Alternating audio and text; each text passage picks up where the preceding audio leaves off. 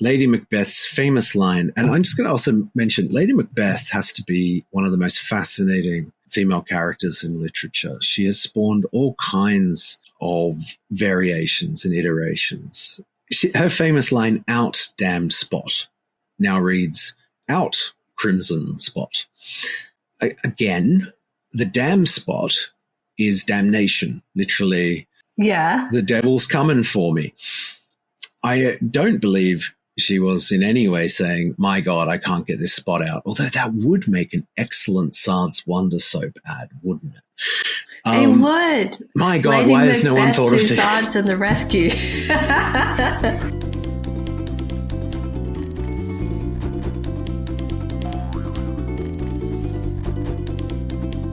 Good morning, everyone, and welcome to the Pleasure of the Text podcast, a shared imaginative space where readers and writers make meaning together. We're your hosts, Shannon and Gareth. Good morning, Shannon. How are you today? I'm good. I feel a lot better today. I've just overcome a pretty unwieldy illness. I mean, I don't need to go to hospital or anything, but I was just out, and I am very good. Like you said, I juggle so many balls. I'm pretty organized. Everything just went kaplat, and I was no longer a juggler. And now we're back into it, and I'm excited to be talking about our topic today, which I wish I could say it in one word or less than 50 character title. But what are we talking about today, Gareth? We're talking about sensitivity readers, publishers, and a whole bunch of stuff. Well, yeah, we're talking about literary censorship, really. And last week we talked about book banning / burning, and that's one way to censor a book. There are other ways, as it turns out, and we've been doing a deep dive with our research and becoming very alarmed and tangled. But this will be our best attempt to put it all together, tie it up in a neat bow, and see what happens. And we've got to learn to start doing this. If you're enjoying these podcasts, please hit the like button and subscribe. And is there anything else you can do? I don't know, maybe even go a bit old school, stick a message in a bottle, love your work, chuck it in the ocean, and Shannon, who lives on an island, may find it washed up one day, and she'll be like, "This is clearly for me," and that'll be really lovely. So yeah, like and subscribe. That's the housekeeping, right? Yeah, that's the housekeeping. We can make it a bit more interesting. So I don't know if any of the audience and yourself, Gareth, have gone to bookshops and they promote buying a book not by its cover. So it's a book covered in brown paper, and they just give a very quick description of what the book is about. So I picked up a book. If you can prove to us that you have liked and subscribed and shared to a number of your friends, we will gift you this book. Oh, wow. Why not? Oh, man, I'm really sad that I've already subscribed. That sounds like a great plan. Got all your friends in it. Yeah. I'm gonna let them know. I like it. The more that I've thought about it, let's do this. I might be able to get my parents onto subscribing. That would be good. So where are we going to begin? You'd first have to get them onto YouTube, right? Yeah, there's definitely some levels to this. Were we thinking we were going to start with Roald Dahl? I think is that what we're thinking today? Because we need an entry point and an exit point. Yeah, we thought about this, and we thought Roald Dahl would be a fantastic entry point for this. And I'm sure a lot of our audience has heard, and if you haven't heard, Roald Dahl, when did he die, Gareth? But anyway, he's an amazing author, 94? A novelist. He's written 94. Yeah, it wasn't too long ago. If I throw out the words Matilda, The Big Friendly Giant, what else has he written? Charlie and the Chocolate Factory. Oh, what's the one with the fox? The fox one was always my favorite. Oh, The Fantastic Mr. Fox. Yeah, that one. Yes. Well, I've got a canned history. Should I read this canned history? It's one of the shorter things I'll be reading today. This is from The Conversation. Puffin Books have worked with the consultancy Inclusive Minds who say they help publishers, authors, and illustrators work towards authentic inclusion, accessibility, and diverse representation, to revise some of the language used in Roald Dahl's books for children more than 100 years after his birth. Abridged versions of classic works aimed at children were routinely published in the 20th century, including Lewis Carroll's Alice's Adventures in Wonderland, Louisa M. Alcott's Little Women, and books not originally written for children, such as Alexander Dumas' The Three Musketeers or Jonathan Swift's Gulliver's Travels. Enid Blyton's books have also been revised and updated for young modern audiences, including renaming some of the characters from the Faraway Tree series.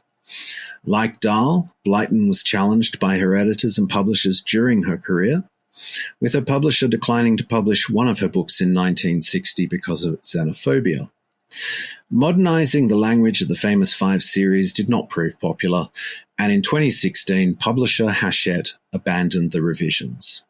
This may eventually be the case with the revisions to Dahl's work, though in September 2021, it was announced that streaming giant Netflix had bought the Roald Dahl Story Company for a reported £500 million. Pounds? So, yeah, it's a lot. Wow. That's a lot of pounds, isn't it? It might be worth mentioning too that Ursula Le Guin, a bit of a hero to me. Her children's books are being given a sensitivity edit as well, or a collection of 3. I can't remember what the collection's called. I haven't read them. It's 7 words across 3 books. That they're going to be changing? Yes. And her son was very involved in this. So basically the son transferred the rights to the new publisher. The publisher came back and said, well, we would like you to consider a few updates. And obviously the son was aware of what's been going on with Roald Dahl. Was pretty nervous. But it was 7 words across 3 books. Even then, they spent quite a bit of time puzzling out what Le Guin herself would have chosen to do. And they decided to go with it after talking to a wide range of people and getting very conflicting viewpoints.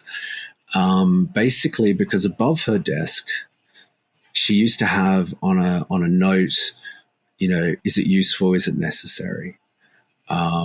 Does it have some value that. Or does it at least not do any harm? And so the conclusion was, because the changes were extremely minor and didn't change the meaning of the books in any way, the son made the changes himself and really spent a long time finding words that felt like they had the same rhythm as the words replaced and the same meaning if you consider the changes in time.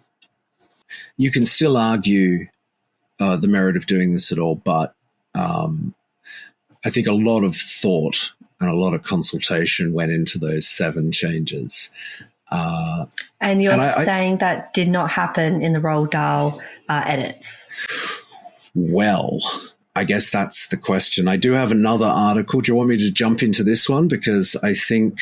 Yeah, sure. This is a long article, but I've cut it down, but I don't think there's a wasted word in what's left. This was written for Slate magazine by Imogen West Knights. And it's entitled "The BFG Isn't a BFD." Okay. So as it happens, I have spent quite a lot of time over the past decade reading Roald Dahl books with small children as part of a side hustle in tutoring English. Matilda, the BFG, Charlie and the Chocolate Factory, the Twits, all of them. All of these books have moments in them that are a little sticky for modern readers, and you can contextualize for children if you want to.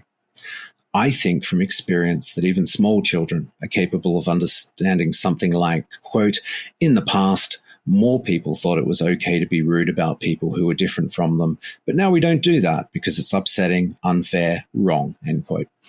Dahl's books are full of material that needs a little explaining to kids, but perhaps more importantly here, The world's full of other children's books. I choose to read these to kids because I feel comfortable helping kids through them. It is not required. I mention all this obviously because of a new episode in a doomed and stupid enterprise of our times. Yet again, adults are getting angry online about children's books. It was announced earlier this week that the Roald Dahl Story Company, which controls the rights to the late author's books, worked in conjunction with Puffin, the book's publisher, and a collective who campaign to make children's literature more inclusive on what they call, quote, small and carefully considered, end quote, changes to the texts to ensure that Dahl's books, quote, continue to be enjoyed by all children today, end quote.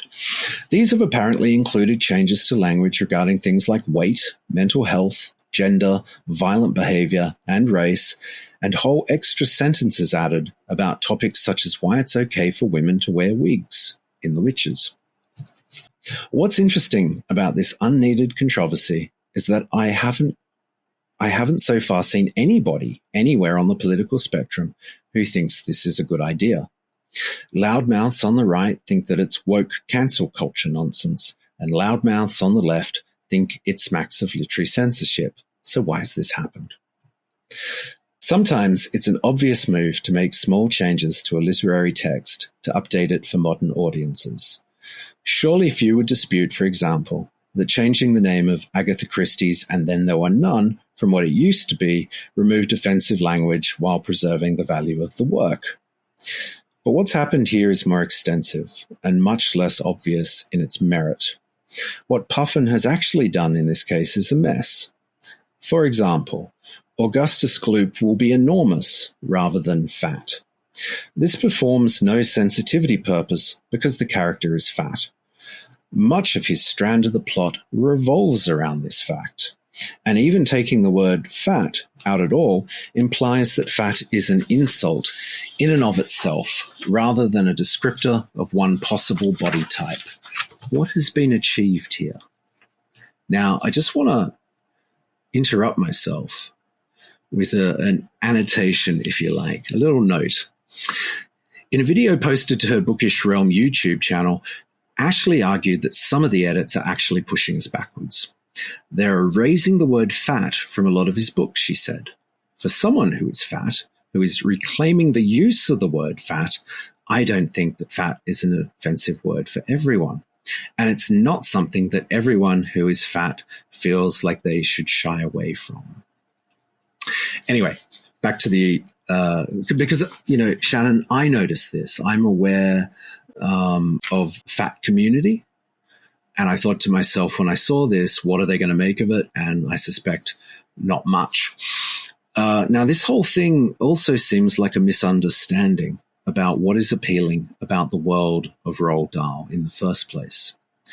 Or not, in fact, a misunderstanding, but something closer to a cynical attempt to sanitize the IP before Netflix gets their hands on it to pump out a load of new Dahl adaptations in the coming years. Changing specific phrases doesn't change the shape of these books themselves. They're nasty books, aren't they? Dahl was a nasty writer for adults as well. Yeah. His short stories are some of the most memorable and twisted things I've read. The Twits is about a husband and a wife torturing each other for fun. In Matilda, a little boy is forced to eat an entire chocolate cake until he is almost sick as a punishment. In George's Marvelous Medicine, George kills his grandmother by shrinking her out of existence. The nastiness is a feature, not a bug.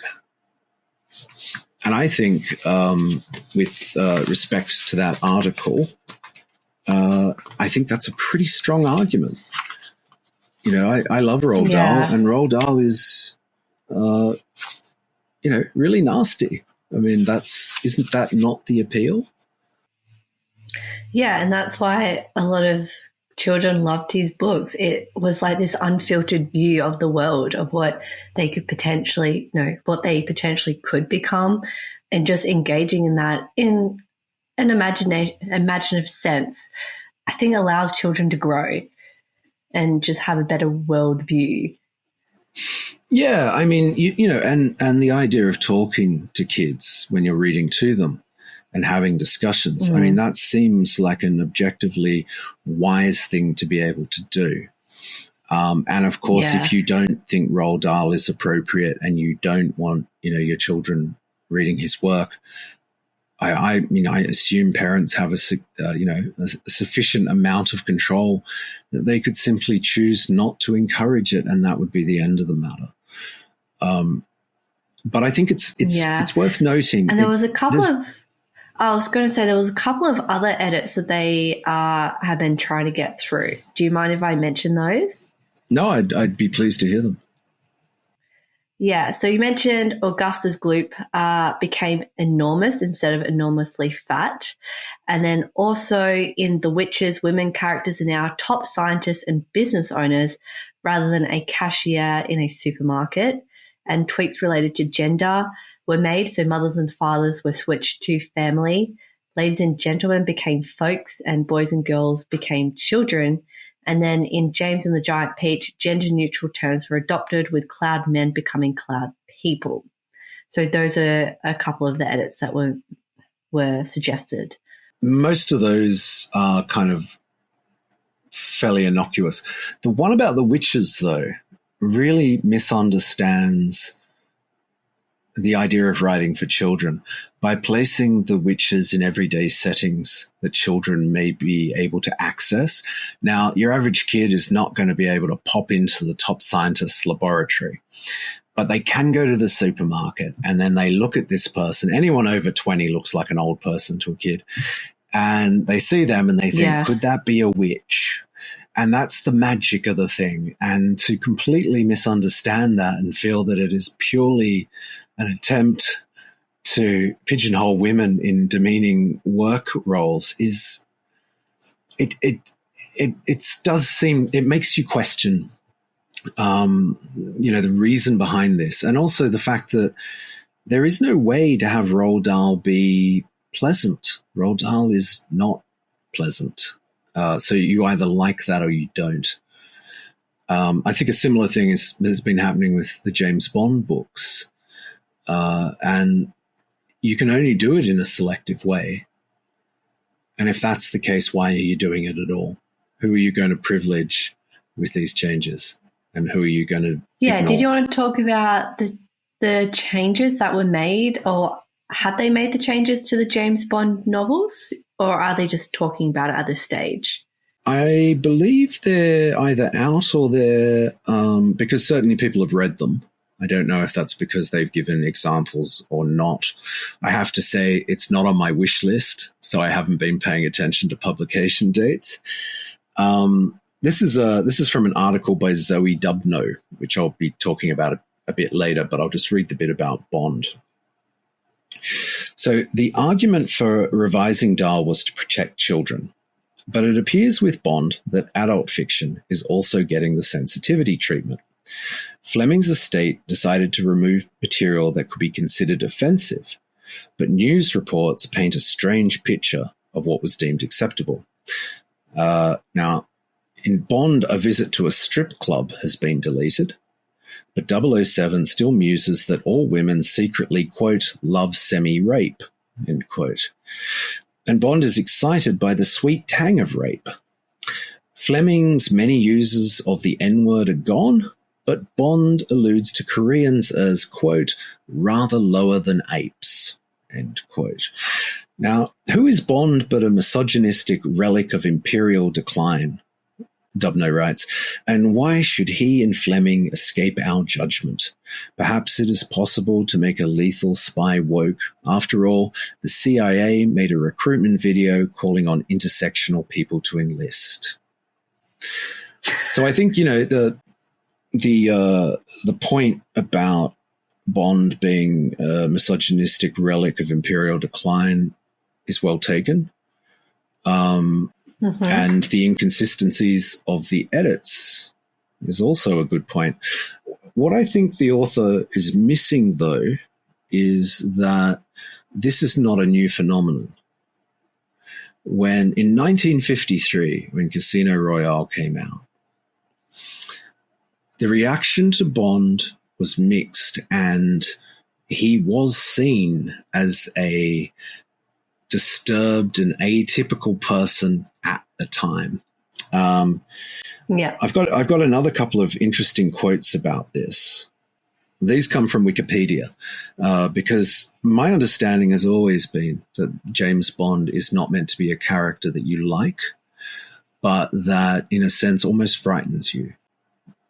And you'll see in other stuff, because I've read all the James Bond novels, and at the end of Moonraker, for example, which doesn't feature any kind of disco outfits, at the end of Moonraker, the book, Bond has fallen for his female lead, and he wants to run away with her and give it all up, and she sees how ill he is. She's attracted to him, but he's not the marrying type. She doesn't want to end up with this guy. And so she says no. And this is a repeated theme in the book. Bond wants to be a more romantic, more well-balanced person, but he's not okay. He was never okay. This is the point. And he is a symbolic representation of imperial decline. You got to remember, it was only a few years earlier that the British moved out of India. The British Empire was and is continuing to collapse. And I think James Bond is a representation of that. Fleming wanted the most boring name he could think of because he wasn't trying to create a glamorous figure. And he thought James Bond was an extraordinarily dull name. So basically, this is from Wikipedia, and really I couldn't find anything better anywhere else. According to academic Jeremy Black, Bond is written as a complex character, even though he was also often the voice of Fleming's prejudices. Throughout Fleming's books, Bond expresses racist, sexist, and homophobic attitudes. In response to a reviewer's criticism of Bond as villainous, Fleming said in a 1964 Playboy interview, so this is 1964, that he did not consider his character to be particularly evil or good. Quote, "I don't think that he is necessarily a good guy or a bad guy. Who is? He's got his vices and very few perceptible virtues, except patriotism and courage, which are probably not virtues anyway. But I didn't intend for him to be a particularly likable person," end quote. Fleming agreed with some critics' characterization of Bond as an unthinking killer, but expressed that he was a product of his time. Quote, "James Bond is a healthy, violent, non-cerebral man in his middle 30s and a creature of his era. I wouldn't say he's particularly typical of our times, but he's certainly of the times." And again, I think he's referring to that sort of collapse of British imperialism. Another general attitude and prejudice of Fleming's that Bond gives voice to includes his approach to homosexuality. While Fleming had a number of gay friends, including Noel Coward and his own editor, William Plomer, he said that his books were written for warm-blooded heterosexuals, quote. His attitude went further, with Bond opining that homosexuals were, quote, "a herd of unhappy sexual misfits, barren and full of frustrations, women wanting to dominate and the men to be nannied," adding that he was sorry for them, but he had no time for them. So you can see that whilst there is some overlap with Fleming the man and Bond the character, they are not the same person. And he wrote Bond as a broken character. I think that the films would have gone down that route except for the fact that Sean Connery was so tremendously suave that, in a sense, it just went off in this other direction. But you can see the conflict in the first two films they made. Bond is very cynical. He shoots a man in cold blood. He is really morally ambivalent. And then we hit Goldfinger and we get the car with the gadgets. And it was such a big hit. And thereafter, the books and the films diverge dramatically. And the misogyny you see in the films is played for laughs, and it's a very different thing to the books, which I think are actually a lot more thoughtful. So again, wokeifying Bond would be to basically change the character from what it is, which is a portrait of a misogynist, an unhappy, bureaucratic murderer. And that's what he is. And that's what he always was. So it's, again, the project here. How can you fix James Bond novels so that James Bond seems like a hero of our times when he wasn't even a hero in 1953?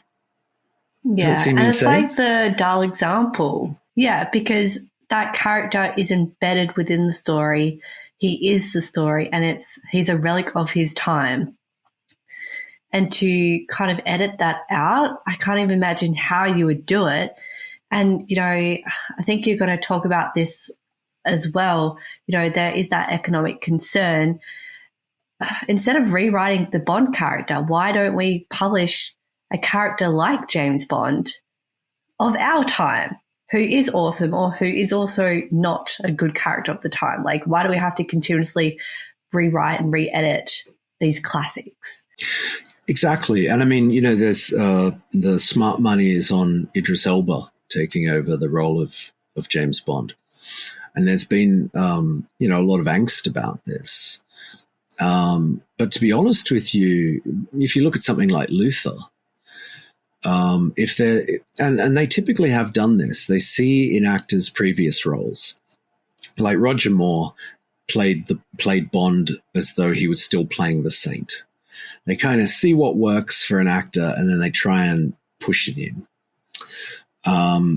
So, you know, Idris Elba actually makes a lot of sense to me as that version of James Bond.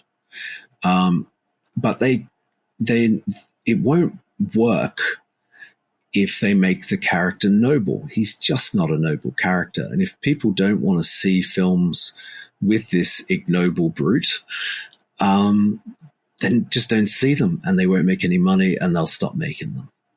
It's that simple. And then they'll write a new script and make a new movie that appeals to the audience. Exactly. You know, but really, it's kind of crazy. It's like saying, let's take Sherlock Holmes and make him an idiot, which has been done in a comedy. And for comedic purposes, I mean, it didn't work, but for comedic purposes, the idea seems like a good one. But yeah, basically these exercises, whatever you think of them, whether you think they're well-meaning or not, they're not going to be successful for these reasons. So then the question is, why is it being done at all? And you had a thought on why it was being done, especially for Darlin, the Fleming novels. Yeah. I mean, I think though this kind of drags us back. We need to go back in time to talk about Shakespeare. Now, I assume, depending on which side of this argument you're on, the idea of editing Shakespeare will either thrill or dismay you. It'll please you to note, though, that it's already been done. The word Baudelarizing refers to Thomas Baudelaire, who was a physician and philanthropist, and he censored Shakespeare. And that's where the word Baudelairize comes from. So basically, in 1807, Baudelaire published his first edition of what became known as the Family Shakespeare, 4 small volumes containing 24 edited versions of Shakespeare's 37 plays. Now, his reason for doing this is that actually, you know what? I'll quote him. In his own words, the Family Shakespeare was a Shakespeare edition in which nothing is added to the original text, but those words and expressions are omitted which cannot with propriety be read aloud in a family, end quote. Now, so for example, in Hamlet, Ophelia does not commit suicide. Instead, she accidentally drowns. Now, you may wonder whether that is just a word being changed or meaning being changed. In Macbeth, my favorite Shakespearean play, Lady Macbeth's famous line, and I'm just going to also mention Lady Macbeth has to be one of the most fascinating female characters in literature. She has spawned all kinds of variations and iterations. Just wanted to make that point. Her famous line, "Out, damned spot," now reads, "Out, crimson spot." Again, the damn spot is damnation. Literally, Yeah. the devil's coming for me. I don't believe she was in any way saying, "My God, I can't get this spot out." Although that would make an excellent Sard's Wonder Soap ad, wouldn't it? It would. My God, Lady why has no one Macbeth thought of to this? Sards and the rescue. Wait, I just want to pause you here. Do we have the original text before Shakespeare got Baudelaire? Oh, yeah. Okay, Yeah. Cool. Now you can continue. And just a final one, in Henry IV, Part 2, Dole Tearsheet, a prostitute, is omitted from the story entirely. So there's two things, I guess. Baudelaire doesn't do what he set out to do. He does change the meaning of the plays, and he removes whole characters. There's the idea that he's not adding things is incorrect. In fact, just the act of taking something away can add another meaning. But in his defense, his reason for doing it was very successful. The family Shakespeare was incredibly popular at the time, and did open Shakespeare up to women and children who would not otherwise have been allowed, essentially, to read it. And I think allowed that's what. By who? Well, the men in the family, their own sense of propriety. It just wasn't. Okay. It was not safe for work, sort of stuff. So, Okay. whilst it's fun to laugh at Baudelaire, in this exercise, he did help to popularize Shakespeare at a time when that probably has extended Shakespeare's longevity in certain ways. So,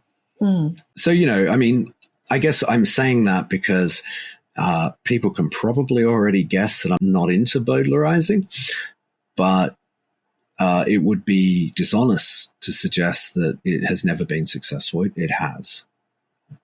Yeah. So that was 1807. And then there was a journal called the English Review. And I found that in researching this podcast, there was a lot of white noise. I think you found that too, Shannon. It was really hard to get differing opinions on a lot of these concepts and ideas that were coming up, and a lot of nonsense as well. So, yeah, I agree with you. It was very hard to kind of come to a conclusion sometimes. Yeah, I found that. I was jumping around all over the place, and I was also going into weird esoteric spaces, including the English Review from 1916. Now, this was an extremely long piece in the English Review. I've cut it down to 3 quotes, and I apologize to anyone who's sick of the sound of my voice already. I know I am. Never, Gareth. I know it's scandalous, isn't it? This is a piece written by Richard Whiting, and he called it Baudelairized. So, quote, "The luck of the bookstalls threw a copy of Baudelaire's Family Shakespeare in my hands the other day at the very moment they were celebrating another centenary of his victim. In the far-off times of good Victoria, he undertook, as we know, to fix up the bard for the use of the young person by cutting out all the naughty words. I had never read him. I had only read of him, and I suspect that many who still find his name handy as an active verb are in the same case. Here was my chance. I netted him at the low price of 1 shilling in a 4th and, I think, final edition of over 900 pages, illustrated, gilt-edged, and published by Longmans in 1872. So, fourth edition.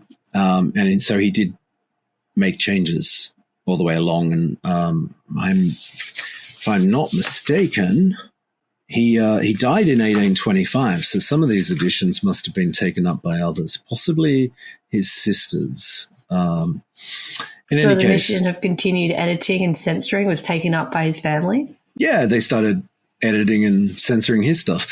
Now, Whiting continues later on.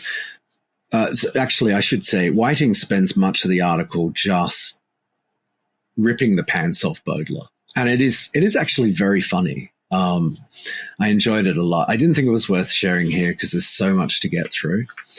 But then he sort of starts to get to his point. And Whiting writes, "No doubt he had a purpose of a kind if he had not taken so much care to forget it. He does not want the children to encounter the facts of life in their literature. But since these facts are to be faced, what alternative has he to offer? None. It is not enough to shield the young from danger. You must teach them how to meet it." So, I mean, what do you think? Quote. Isn't it? 107 years ago. Yeah. Richard Whiting could have, spoken through the times to our current age and made that very good point. So what we've got so far is that Bowdler had an excellent commercial effect in that he kept people buying copies of Shakespeare. And potentially you would imagine that some of the people who read it loved it and maybe went on to the unedited versions later in life. But perhaps many wouldn't have. And regardless, the key point is that there was a commercial benefit.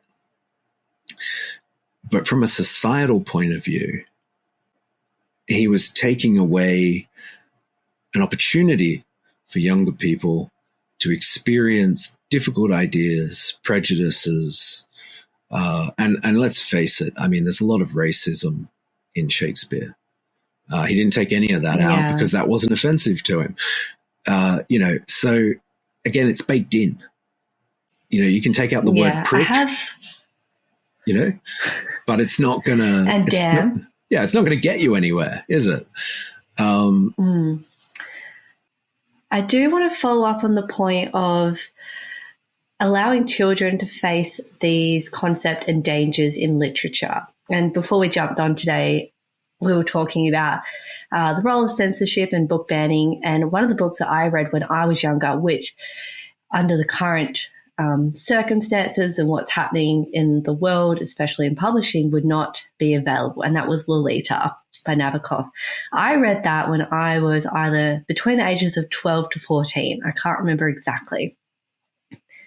So one could argue that my brain could have potentially been damaged by the concepts brought up in this book. But I think the opposite was true, because by reading this book in a safe environment on my couch, if I got disturbed, I can go talk to mum and dad, whatever. I engaged with the character of Humbert, falling in love with Lolita. And this is an amazing book because you become complicit in what's happening. And at the time, at the first half of the book, until you kind of see everything fall apart in their engagement, I thought it was okay. I'm like, does it really matter that this guy really loves this girl? Because it seems to be harmless and she likes him back. That's what I thought. And then towards the end, everything collapses and you realize how much this has impacted her and how she views love and sex and all that. And I got to engage with those concepts and empathize with both characters in this book and imagine it and be a part of it. And it was so I don't know the word, but enlightening as a young reader to have engaged with those concepts. And I think that, I'm getting off topic here, but books and literature is a fantastic way for kids' minds to grow and understand these ideas. And I'm going to go on a completely different concept as well. I had a mate over here this morning and he was talking about this concept of Buddhism. and what I'm currently not seeing, but it would be great if we did see. So Buddhists have an idea that you can climb a mountain in two ways. You can come up this side through compassion, and you can come up this side through wisdom. So they're both, opposite sides. But if you get to at the top, it becomes the same and you converge. So if you have become super compassionate, in the end, you learn wisdom through that. And if you are super wisdomful, have a lot of wisdom, through that you see compassionately. Look at me making up words. And I think books allow you to get to that point for all ages is what I'm trying to get at here. Yes, I agree. And I mean, it is a very, it's a relatively safe space to deal with difficult things. Like Lord of the Flies. I don't know if we mentioned that last week as one of our banned books. It was banned. And that was because the feeling was that it presented children with a version of themselves that was less than human. It does that. What other book do you know does that?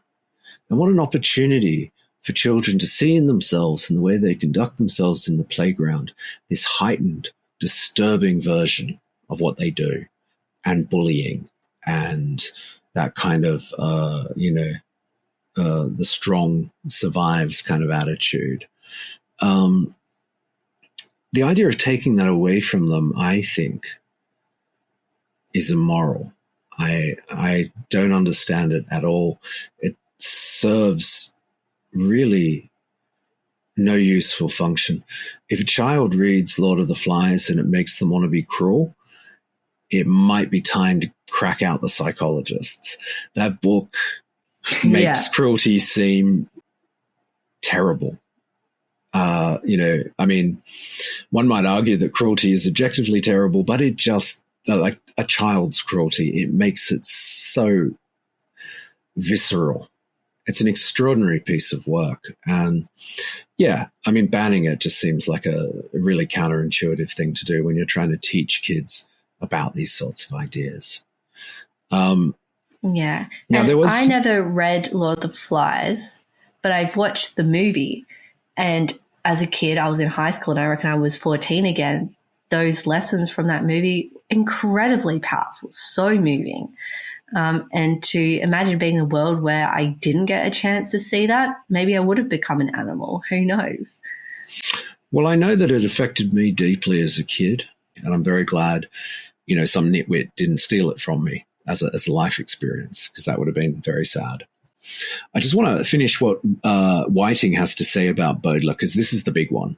This is how he ends the article, and I think you'll hear the echoes through time. Talking of Baudelaire, he says, quote, "His last effort was a sheer impertinence, a Baudelairization of Gibbon, quote, with the careful omission of all passages of an irreligious or immoral tendency," end quote. The careful omission of all passages of an irreligious or immoral tendency. Whiting goes on to say, an extension of Baudelaire's fatuous enterprise from modes of expression to modes of thought. I haven't finished the quote, but I think this is the key thing.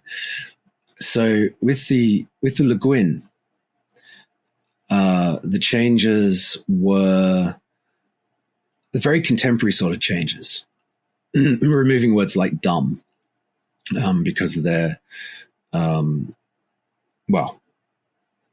sort of polysemy. They have more than one meaning. It is one of those meanings is, in fact, both meanings are not particularly flattering, and so in a sense, a shift may be more in keeping with what Le Guin Senior imagined for the work. So, modes of expression to modes of thought. Now, you see in Dahl that they go from modes of expression to modes of thought. I don't know if the witches are meant to be Jewish, for example. When I read the witches, I didn't understand them on those terms. The sort of Eastern European cod accent I imagined being sort of more like what you would think around Dracula. I wouldn't have interpreted it as a Yiddish accent, which is the claim against it. There's no question that Dahl was an anti-Semite, but are the witches an expression of that? They wear wigs, yes, but I always had the impression that they're in disguise. You know, they're working these jobs. And the idea of being balding and horrendous, you know, for me, that's the reading I take out of it to this day.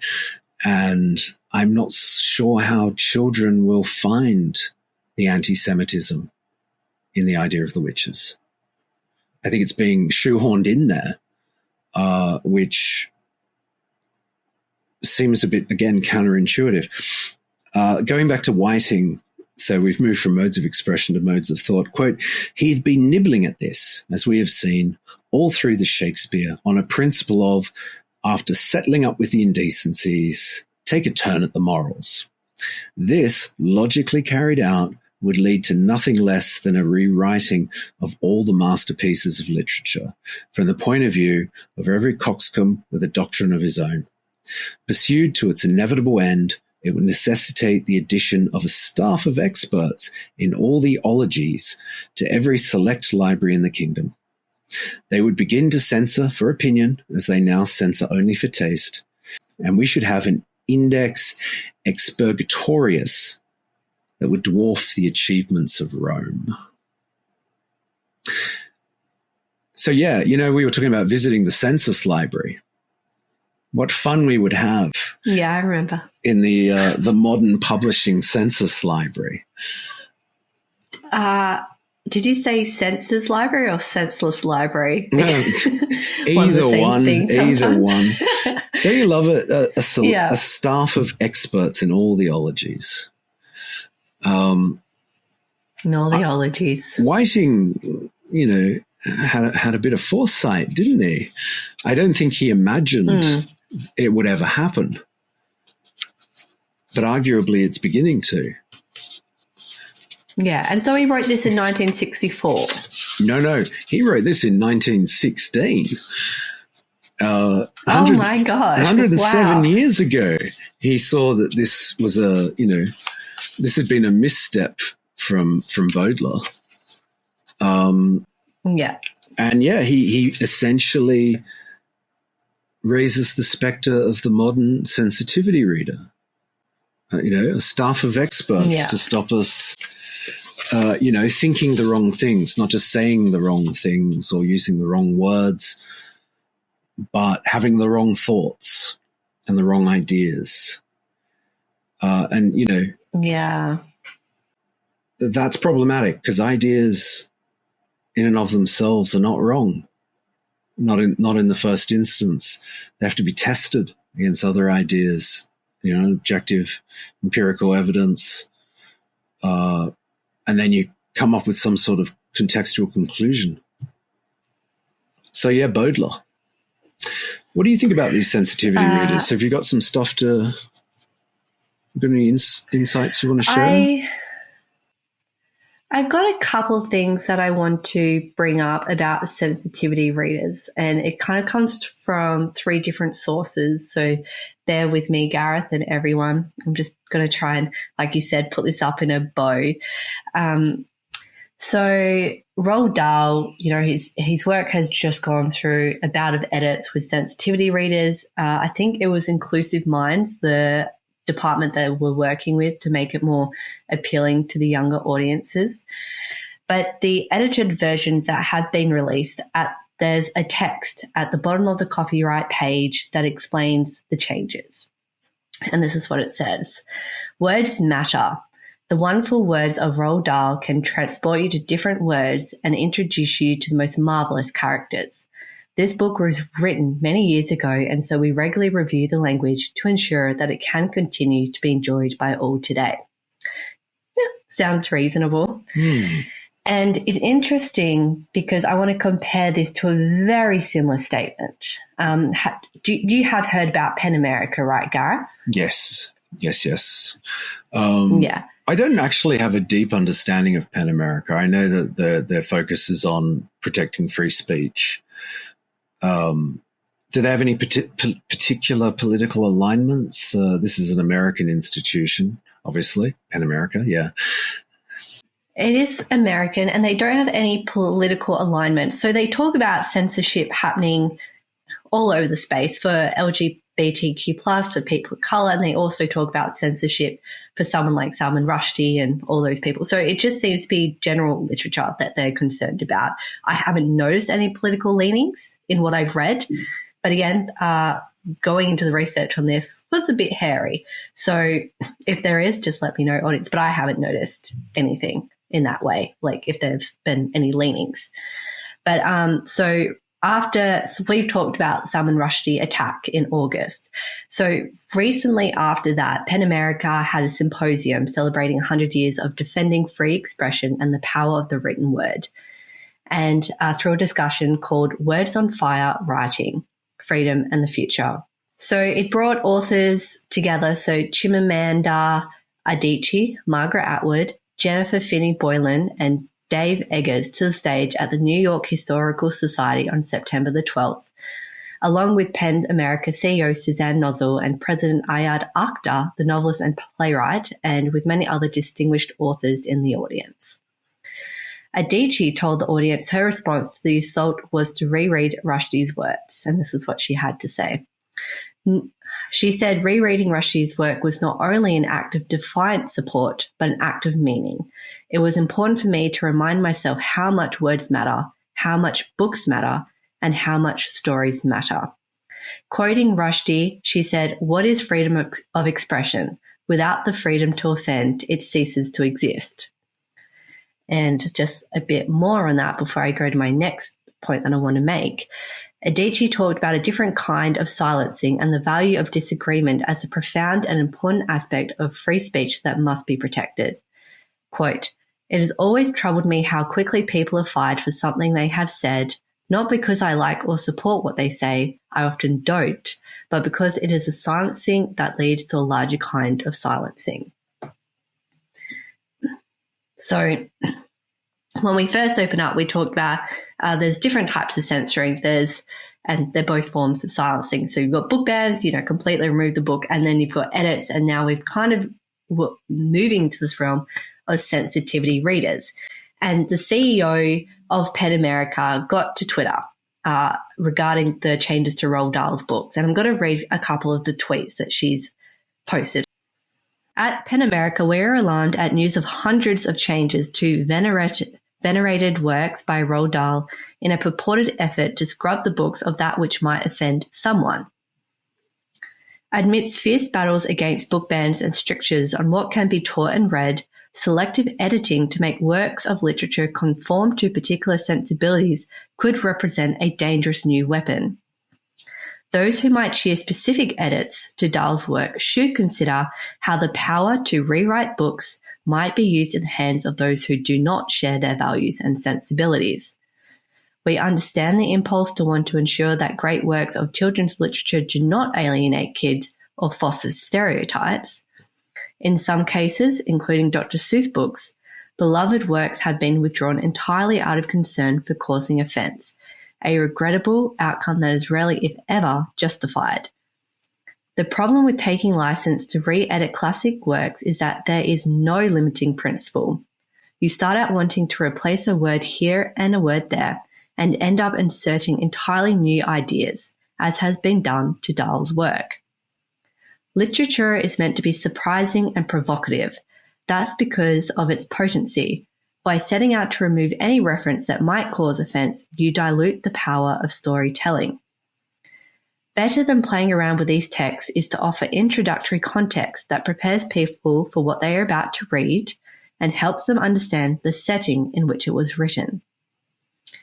If an editor, publisher, or estate believes they must go beyond that, readers should be put on notice about what changes have been made, and those wishing to read the work in its original form should have that opportunity. Changes should be kept. Actually, I'm going to stop here. This is probably the only comment that I don't necessarily agree with. So far, she's been on point. every time. And I don't know if you're familiar with Twitter, you can only write so many characters. So these are all separate comments that she's made. It might be worth Changes mentioning. should be kept. Oh, sorry.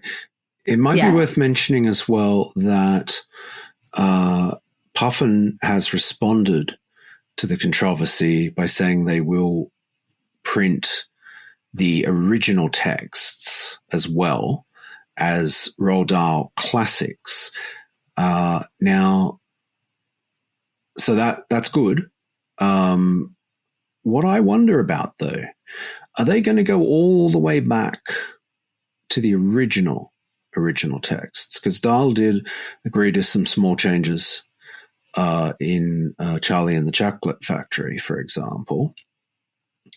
And if the publisher... Oompa Loompas were pygmies, right? That's correct, yes. He changed their skin from dark to orange. Now, I just note there's a contradiction in all this. If the publisher has been constantly updating the work, why has this not been a problem before? They've released it innumerable times, repackaging it. Or is the truth, and I think you'll find it is the truth, that they have not done this before, except I think it was in the early 70s when they approached Dahl himself and said, this is an issue, we would like you to agree to a change, and he made the change. Because, basically, what version would the classic version be if they've been constantly updating it? Are they going to go all the way back, or are they going to use the 14th edition, the 230th edition? Because they have boxed up this guy 1,000 times, for money, for finding new ways to present the work and squeeze every last dollar out of it. And I think it is worth noting this. I don't think that the Puffin have been tremendously sincere in what they've been doing. But having said all of that, there will be Roald Dahl classics as well. And I suspect it'll be interesting. We'll watch the space because it'll be interesting to see which one sells the most copies. I know which one I'm going to buy, but hey. I've bought them before. I'm not buying them again. No way, Puffin. No way. Sorry. Yeah. So the comment that she's made, which I kind of disagree with, and it's related to sensitivity readers, is changes should be kept as surgical as possible with expert input to uphold the integrity and authenticity of the original work.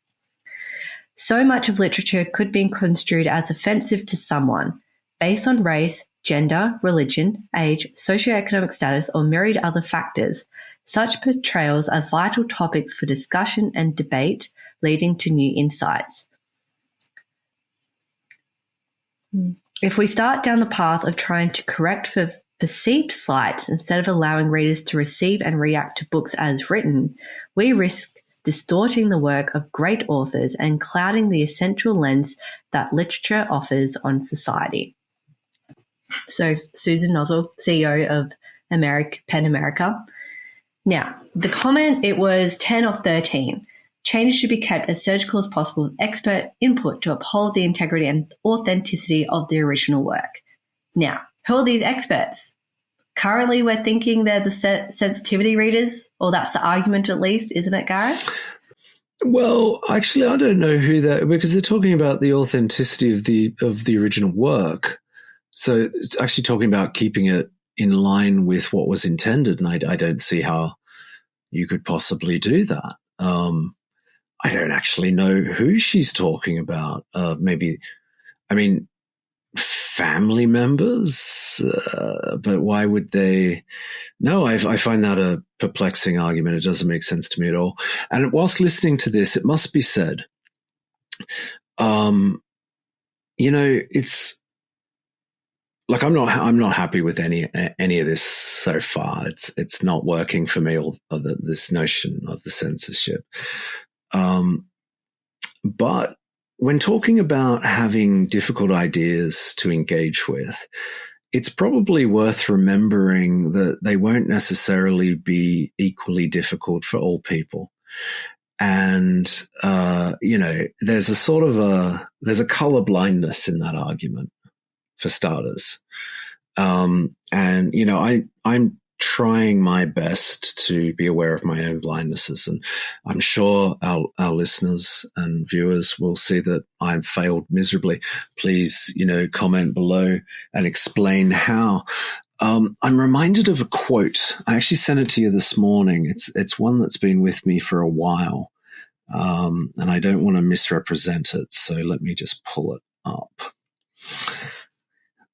Stephen Jay Gould, a historian, he wrote, "I am somehow less interested in the weight and convolutions of Einstein's brain than in the near certainty that people of equal talent have lived and died in cotton fields and sweatshops." So I guess the reason why I mention that is because whilst I don't think these works should be edited, I think that, clearly there is an imbalance and inequality in the representation of voices. We're going to talk about this later, but I feel like it's worth mentioning it now because there does feel like there's a degree of tone deafness in some of the defenses against censorship.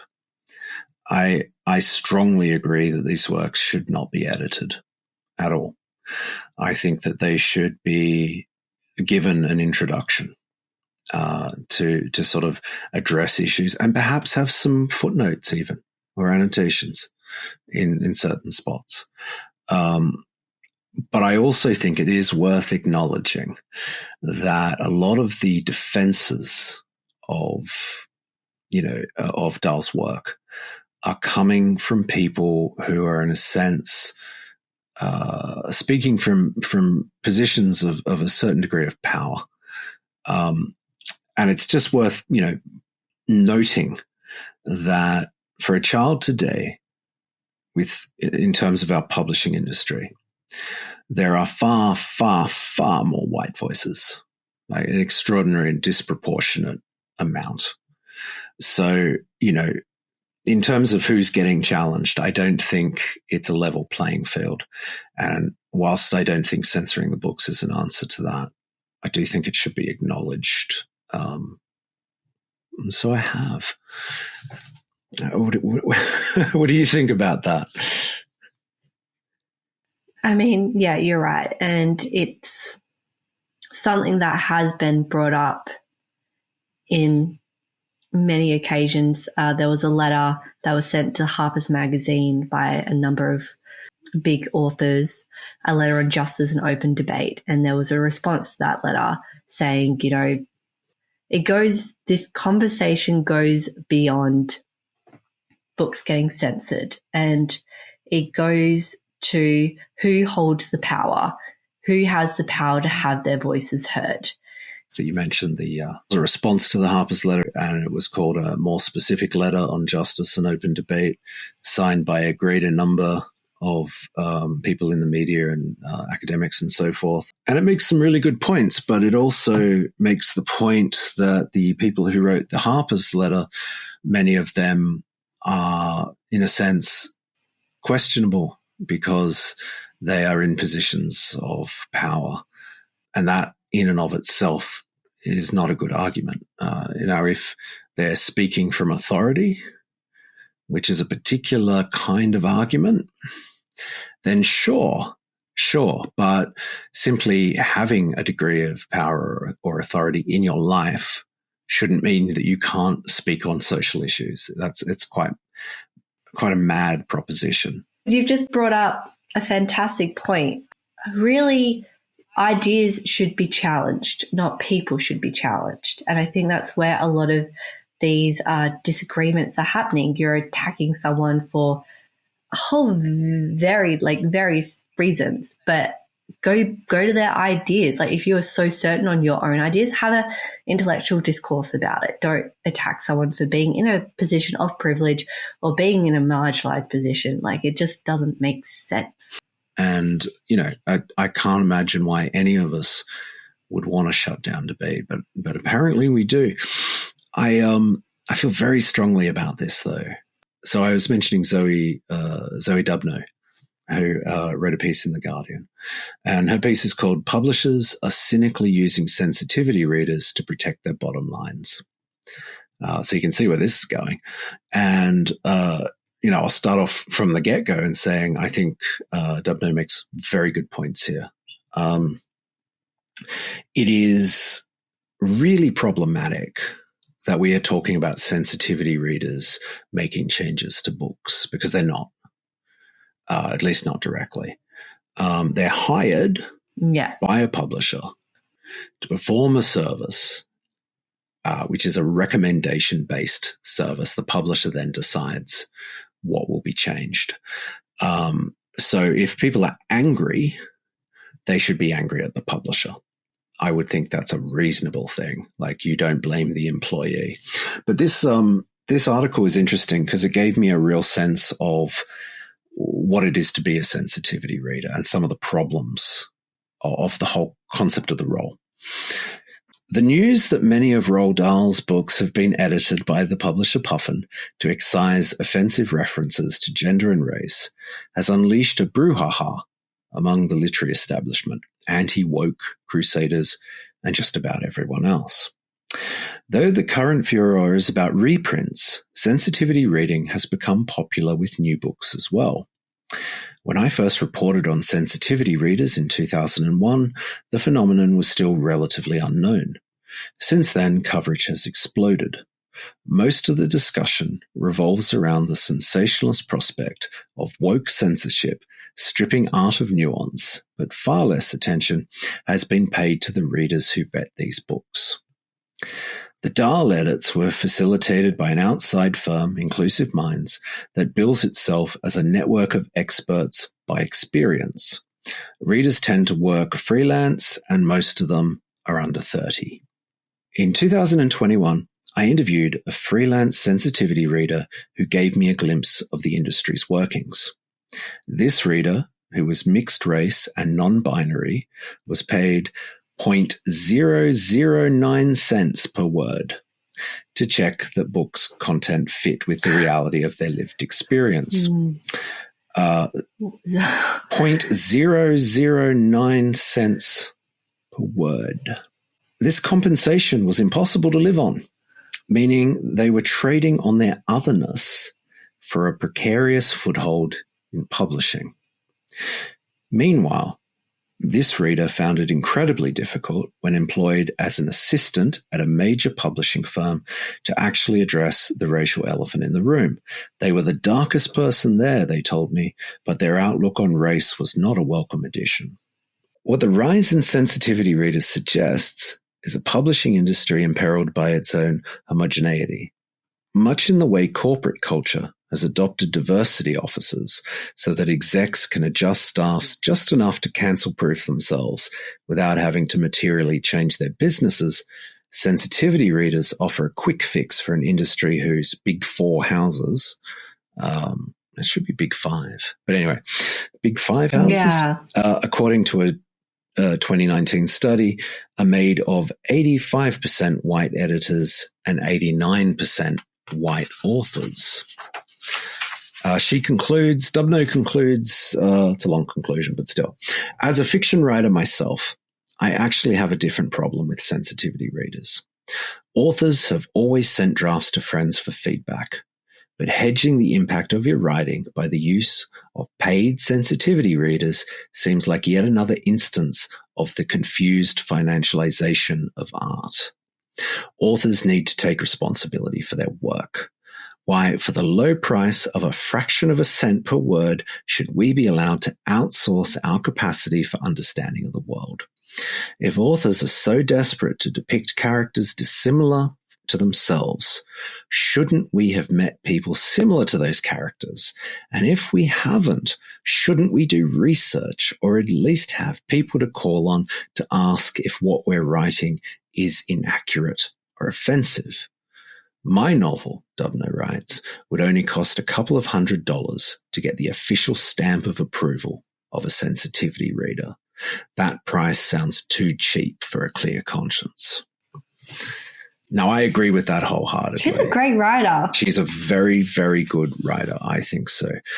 And yeah, I mean, what of it? Like I don't think there's anything offensive about someone wanting to write about another culture, and even from the perspective of a person from a different cultural background. I see no problem with any of this, but I agree with Dubno. If it's that interesting to them, they need to have done the research, maybe go there, make some friends from that place. What are you interested in exactly? If you've done none of this, what is the point of this? And I think such people, are a bit foolish. I mean, if you, like I was saying to you, if you write a book about Japan and you don't really know anything about Japan and you don't know any Japanese people and you're not interested in the history, the various aspects of Japanese culture, what the hell are you writing about? So, and that's what the sensitivity reader, in a sense, implies, that it is acceptable to write a book out of deep ignorance. Now, there's nothing offensive about that. It's just foolish. Like, why would anyone want to read it? And this is, it's kind of perplexing to me. And I think sensitivity readers are a scapegoat in all this, because publishers clearly are struggling with diversity in terms of both their writers, their staff, and the readers they're attempting to engage. And I think that sensitivity readers are a tick box Band-Aid solution. And I think the people who are being used as sensitivity readers, and I use the word used deliberately, being exploited for their otherness. And I don't get offended much, and I'll read anything, but I find that concept deeply offensive. I think it's very unjust, and people are so angry at sensitivity readers, and they are not the problem here. So, given the lack of pay, it sounds like, and correct me if I'm wrong, sensitivity readers may be freelancers, that these publishing industries are just shooting out a message and they're like, hey, you're a match for match of this character/author. Let's put you guys together. Just say a few things, sign this to say you're the sensitivity reader, and let's go on to publish. Right. And there's no guarantee. So if you feel that a sensitivity read hasn't done the job, there's no sort of accountability in this. Like, sensitivity readers can give quite detailed feedback in spite of their low pay. From what I've read, they can put an enormous amount of effort into their reads. And the idea that all sensitivity readers are reactionary and deeply woke and simply in it for political points is a caricature. There are certainly many sensitivity readers who are trying to improve the fiction that they're working with because they believe in the fiction. So they will give very detailed feedback and find that either very little of it or none of it is used. And yet the publisher can still say, we used a sensitivity reader. And from that person's point of view, I would think that is very difficult. I don't know if the sensitivity reader is listed amongst the other editorial staff. Sometimes publishers do that. But, you can end up basically being the face of a book that appears to not have had a sensitivity read, and you're getting paid nothing. And really the lack of diversity is not around this made up position. Even the concept that you could really represent an entire group in the views of a single person is deeply reductive to all people who exist in minority spaces. It's quite an offensive concept and not nearly good enough, I think. So the diversity problem, which is not being addressed by sensitivity readers, the diversity baseline survey that was done in 2019 that people mention, it was done by Lee and Low Books. It's called Diversity in Publishing 2019. Now, I believe this was done in a purely American context, and so that's worth noting. I'm just going to show you this. On these pie charts, we've got 4 metrics. We've got race, gender, orientation, and disability. In race, we have 76% white. Gender, 74% cis woman. Orientation, 81% straight, and disability 89% non-disabled. And, obviously I come from a disability background. It's probably worth noting that the cohort of people who identify as living with disability is very large. So that is also not a good number. So it suggests there's a massive diversity issue. And I suppose the first question is, why do we care? Why do we need diversity in publishing at all? I think it is a good question. And I think the bottom line is, for me as a reader, I want diversity in publishing so I get the opportunity and the privilege to read books that are diverse and cover a whole bunch of diverse experiences. And I think that when the publishing industry is not diverse, it's presenting like an imbalanced gatekeepership around the types of books that we get access to. Yeah, I mean, fiction's an imaginative space. This is going to come up later. But if it is anything, if you can define fiction as anything, it's an imaginative space. And clearly, for people, in minorities and otherwise, there is a restriction of imaginative spaces. I don't get to see as many kind of, I guess, you'd call them minority spaces. But also, people of color, different sexual orientation and so forth, they're not seeing different imaginative spaces either. They're seeing one that may not reflect their lived experience, but the value of that wears down over time when it's really, in some ways, a very homogenous otherness. So basically, let's take it as a given that if we want literature, we want fiction to survive as a thing when there's all this new media, all these new ideas coming through, we need to preserve the thing about it that is powerful, which is the way it engages the imagination, unlike any other form of communication in human experience. It's incredibly vital. And so, I am 100,000% on board the diversity train for that reason. It's not a political thing for me. It's about the future of fiction. And I really think anyone who thinks diversity doesn't matter is essentially saying that the future of fiction is irrelevant to them too. I think that's a really good point to end on there. I mean, this is a huge topic. And so Gareth and I have decided to make this part 1 and we're going to be releasing part 2. So we've just talked about the publishing needing to be diverse because the future of fiction depends on it. In part 2, we're going to go off with that statement and then continue on this discussion. Thank you for joining us, everyone, and we'll see you next time on part 2. See you, folks.